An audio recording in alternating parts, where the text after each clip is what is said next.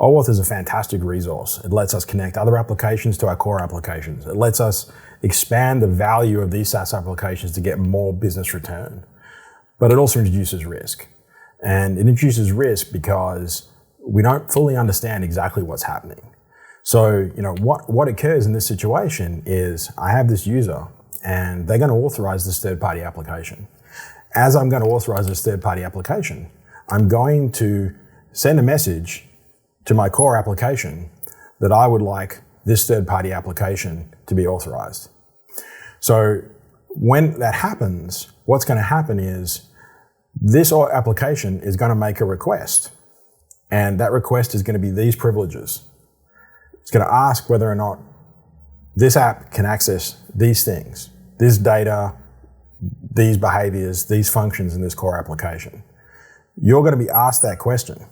If you agree, now this application has access to your data and what's happening inside your environment. If that's an important business application, like your marketing automation, like your sales automation, signature flows, that's a fabulous and important thing. It allows us to extend our productivity suites to give us additional security controls. But when it's abused, it becomes a problem. You get abused in lots of different ways. The first one is assuming this user here actually authorizes an app that we want. Every single one of these SaaS applications has different parameters, different applications that can be authorized, different applications that access different things. So what we really need to understand is, what are we letting people do? We frequently see users allowing things like Amazon Alexa access to their productivity tools.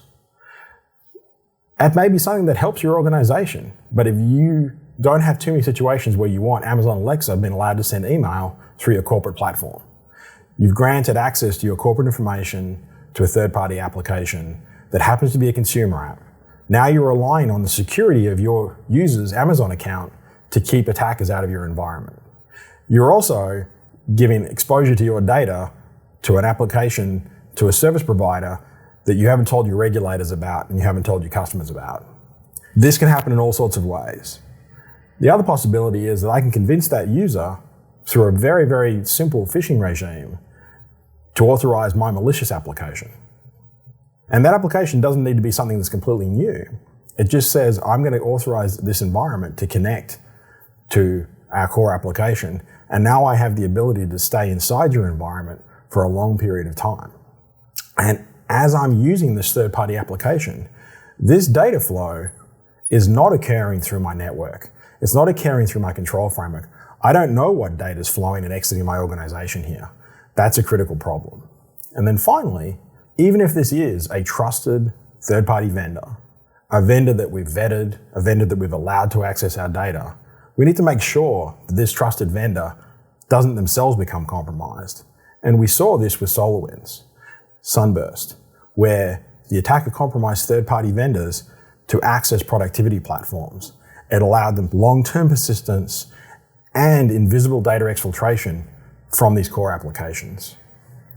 Obsidian not only understands what applications you've allowed in your environment, but how you configure your environment, and we suggest ways to improve your security to reduce the risk of consumer applications, malicious applications, and then we monitor your environment to make sure that that core application that you do trust, that you have given permission to, doesn't steal your data, doesn't become malicious.